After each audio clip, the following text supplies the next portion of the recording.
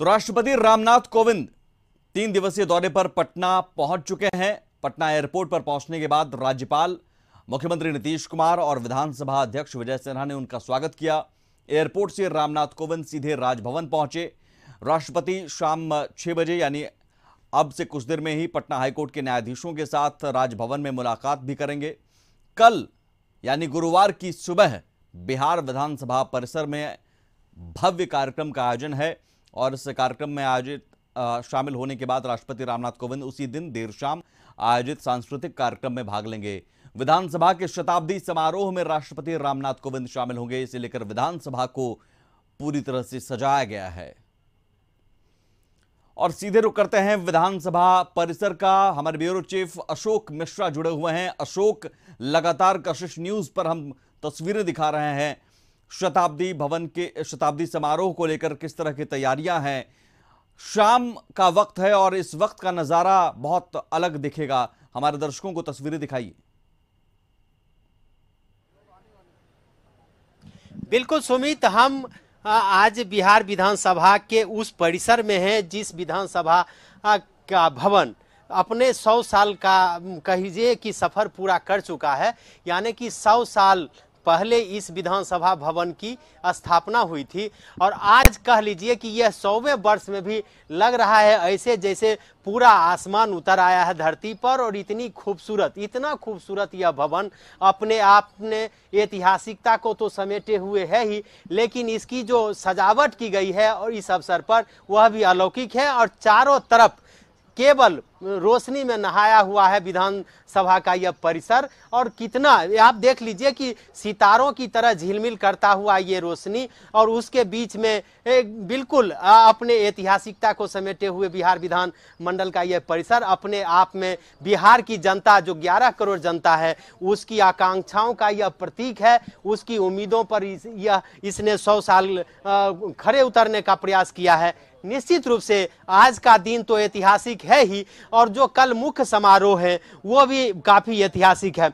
इस मुख्य समारोह में शिरकत करने के लिए महामहिम राष्ट्रपति पटना पहुंच चुके हैं और यही वह स्थल है। आपको हम दिखाना चाहते हैं कि यहीं पे शताब्दी जो स्मृति स्तंभ बनेगा वो यही स्थल है। यहीं पे महामहिम उसका शिलान्यास करेंगे। और लोकतंत्र की जो सबसे खूबसूरत तस्वीर है, बिहार में 9 प्रमंडल हैं तो सबसे पहले 9 शाखाएं होंगी, उसके बाद 38 जिले होंगे तो उसकी उप शाखाएं होगी और फिर 243 विधानसभा के सदस्यों की जो संख्या है वह पत्तियां होंगी, जो इस शताब्दी स्तंभ की ऐतिहासिकता के साथ साथ उसके वर्तमान को भी बताएगा। इसके बाद लघु जो बोधि वृक्ष है उसका महामहिम उस पौधे को लगाएंगे और वृक्षारोपण करेंगे और फिर मुख्य कार्यक्रम होगा। हमारे साथ सुमित 2 मुख्य मेहमान जुड़े हुए हैं। यह सौभाग्य है हम लोगों का भी कि हमारे साथ अभी बिहार विधानसभा के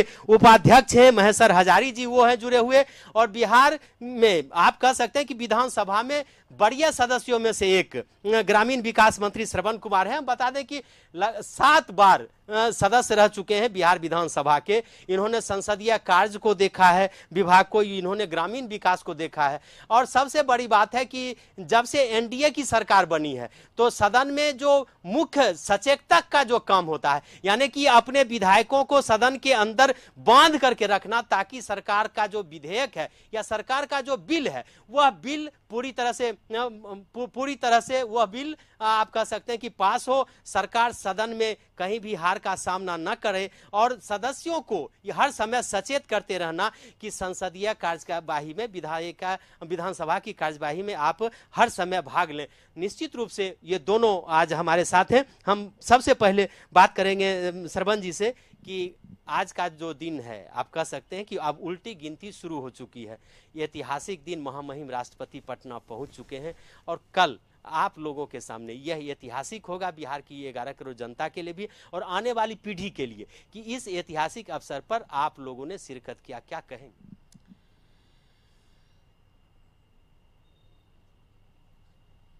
बिहार विधानसभा का 100 साल पूरा हो गया है और शताब्दी वर्ष के रूप में मनाया जा रहा है। ये हमारा जो बिहार है इसका स्वर्णिम काल है। और बिहार में जब से नीतीश कुमार जी के सरकार बनी है तब से बिहार में जो काम हम लोगों ने किया है और तब से जो इस राज्य की प्रगति हुई है, इससे लोगों में काफ़ी उत्साह बढ़ा है। और हमारे जो विधानसभा का शताब्दी वर्ष हो रहा है, इससे जो हमारे विधायक हैं, हमारे मंत्री हैं, इस सब लोगों में उत्साह बढ़ा है। और लोगों को ये लगता है कि भाई हमने जो काम किया, हमने जो अच्छाई की, हमने जो प्रगति किया, ये सबका जो दर्पण है विधानसभा, और इस दर्पण के माध्यम से राज्य की जनता को संदेश जाएगा। और न सिर्फ बिहार में संदेश जाएगा बल्कि पूरे देश और दुनिया में संदेश जाएगा। और यह संदेश जाएगा कि बिहार विधानसभा 100 साल पूरा कर लिया और विधानसभा से अनेक जो महत्वपूर्ण काम हुए हैं, जिसकी सर्वत्र उसकी प्रशंसा होती रही है। यहाँ जो कानून बने, यहाँ जो नियम बने, यहाँ पर जो काम हम लोगों ने किया, जो ऐतिहासिक काम किया है, जिसको आज देश के दूसरे राज्य भी अडॉप्ट करने के लिए तैयार है, तो मैं समझता हूँ कि हम लोगों को काफ़ी खुशी होगी और लोगों को भी खुशी होगी।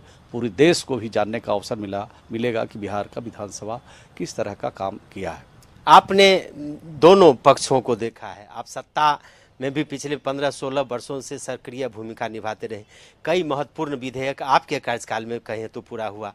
महिलाओं को 35% आरक्षण दिया गया पंचायती राज व्यवस्था में, फिर आप सरकारी नौकरियों में शराबबंदी कानून इसी सदन के अंदर बना। और आपने वो भी दिन देखा जब विधानसभा के अंदर एक तरह से कहिए कि बहुत सारी ऐसी घटनाएं घटी जो लोकतंत्र के लिए अच्छा नहीं था। क्या कहेंगे? देखिए, हम लोग बुराई की तरफ जाना नहीं चाहते हैं, जो अच्छाई हुआ उसके तरफ जाना चाहते हैं। और बिहार की जनता सिर्फ नहीं, देश की जनता अच्छाई को पसंद करना चाहती है। हम लोग 2-3 महत्वपूर्ण कदम नीतीश कुमार जी के नेतृत्व में इस विधानसभा में फैसला लिया गया, जिसको पूरा देश नहीं पूरी दुनिया आज इसको प्रशंसा करती है। जैसे आपने शराबबंदी के बारे में कहा, तो शराबबंदी पूरे देश पूरी दुनिया में इसकी प्रशंसा हुई, क्योंकि बिहार के जो आवाम है वो बिहार की सड़कों पर उतरे और सड़क पर उतर कर के मानव श्रृंखला बनाए और मानव श्रृंखला बना करके पूरे देश और दुनिया को संदेश दिया कि बिहार में बुराई की जगह नहीं है, अच्छाई पर हमें अमल करना चाहिए। तो ये संदेश पूरे देश और दुनिया में गया। दूसरा, जब पूरा देश और दुनिया आज संकट के दौर से गुजर रहा था, वो संकट का दौर था कि जलवायु परिवर्तन के चलते पूरे देश और दुनिया में परेशानी हो रही थी।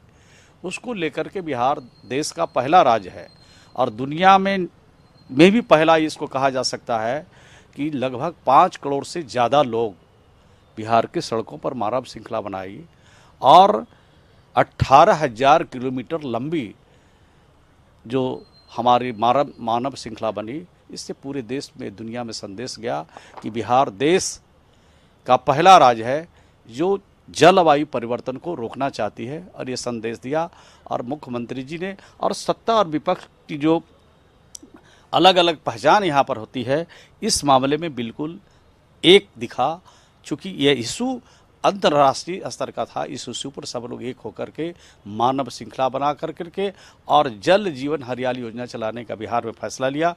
इसमें 24,800 करोड़ रुपया खर्च करेंगे 3 सालों में, जिसमें 1 साल तो हमारा समाप्त हो गया, दूसरा साल चल रहा है और 1 साल बाकी है। तो जलवायु परिवर्तन को रोकने की दिशा में हमारा बिहार सबसे आगे है, अव्वल है और इस दिशा में हमारा काम चल रहा है। आपको क्या लगता है कि जिस उम्मीद से इस सदन का गठन हुआ, इस लोकतंत्र के मंदिर का, क्या उसमें ये बिहार के जनता की आकांक्षाओं पर खरा उतरा है क्या? देखिए, ये सदन में सत्ता पक्ष हो या विपक्ष हो, दोनों को चिंता होती है, बिहार के लोगों की चिंता होती है, बिहार की समस्या हल कैसे हो इसकी चिंता होती है। और सदन में जो सवालात आते हैं सरकार के संज्ञान में, उसके हल के लिए सरकार लगातार काम करती रहती है और विपक्ष इन चीज़ों को उठाता रहता है। तो विपक्ष भी सरकार का अंग होता है और विपक्ष जब इन चीज़ों को उठाता है तो सरकार उस पर गंभीरता से संज्ञान भी लेती है। ऐसी सरकार की तो प्राथमिकता में सभी बातें रहती है, लेकिन जब कोई इशू महत्वपूर्ण इशू अगर सदन में चाहे सत्ता पक्ष हो चाहे विपक्ष के माननीय सदस्य उठाते हैं तो उस पर सरकार गंभीरता से विचार करती है और उसका हल निकालने का प्रयास करती है। लेकिन इसकी अलग भी जो राज्य की सरकार बिहार में नीतीश कुमार जी के नेतृत्व में जो बिहार में शासन है, एनडीए का जो शासन है, इसमें कई महत्वपूर्ण फैसले हुए हैं और वो महत्वपूर्ण फैसला जैसे बिहार को विशेष राज्य का दर्जा का भी सर्वसम्मत से ये प्रस्ताव पारित हुआ, शराबबंदी का पूर्ण रूप से नशाबंदी का प्रस्ताव पारित हुआ। तो इस तरह के जो फैसले राज्य के अंदर होते रहते हैं, इससे राज्य के हित का जो से जुड़ा हुआ जो सवाल है, किसान का सवाल है, बाढ़ और सुखाड़ का सवाल है, बहुत सारे ऐसे महत्वपूर्ण सवाल है जिस पर सरकार अमल करती है, विपक्ष भी इसको उठाता है और उठाने के बाद उसके हल की दिशा में भी हम लोग कार्रवाई करती है सरकार। धन्यवाद सर। तो अब हमारे साथ हैं बिहार विधानसभा के उपाध्यक्ष। अध्यक्ष की जिम्मेवारी उपाध्यक्ष को भी संभालना पड़ता है, ऐसी परिस्थिति आती है। और आप दोनों सदनों के सदस्य रहे, आपने लोकसभा भी देखा है, आपने बिहार विधानसभा भी देखा, आपने कैबिनेट मंत्री का भी पद देखा, विधायक भी रहे, आप विपक्ष में भी विधायक रहे और आप अभी विधानसभा के सर्वोच्च पद अध्यक्ष के बाद उपाध्यक्ष की भी जिम्मेवारी है, उसमें क्या कहेंगे इस लोकतंत्र के? देखिए, बिहार विधानसभा के जो कल शताब्दी वर्ष है वो ऐतिहासिक है, स्वर्णिम काल है कल। और महामहिम राष्ट्रपति जी ने जैसे 3 दिन का समय दिया तो यह बिहार के लिए सौभाग्य की बात है। और जिस तरह से इस भवन का जो भारतीय संविधान है, जो हमारा भारतीय संविधान पूरे विश्व में सबसे अच्छे संविधान माना जाता है और भारतीय संविधान का ही कारण है कि आज कितने भी जनप्रतिनिधि बड़े हो, उसको जनता के नज़दीक जाना ही पड़ता है, चाहे गरीब हो, चाहे अमीर हो, चाहे हर समाज के लोगों के बीच में जा कर के वोट मांगने का काम करते हैं। तो वो संविधान का देन है। और उस संविधान का यहाँ मंदिर है, इस मंदिर में एक से एक जनप्रतिनिधि, एक से एक विद्वान लोग आए और सारे के सारे लोग अपना जनता की सेवा में, जनता की समस्या के यहाँ संज्ञान में लाने का काम किया, उठाने का काम किया, उसका हल भी हुआ। उसी तरह से जब से आदरणीय नेता नीतीश कुमार जी जब मुख्यमंत्री हुए, इनके रिजिम में महिला सशक्तिकरण का जो काम हुआ वो ऐतिहासिक रहा। जिस तरह से गांव में आरक्षण, जो पंचायती राज का आरक्षण हुआ, जिससे कि हर वर्ग के लोग, आज मुखिया, पंचायत समिति सदस्य, जिला परिषद सदस्य हो, डिस्ट्रिक्ट बोर्ड का चेयरमैन हो या नगर निकाय का अध्यक्ष हो, नगर निगम का मेयर हो, तो सारे के सारे जो उस तबके के लोग जो आज तक उनको समाज में सम्मान नहीं मिलता था, तो उन तबकों को लोगों को भी आज यह विधानसभा के द्वारा पारित करा के विधेयक आज उन लोगों को भी सम्मान मिल रहा है।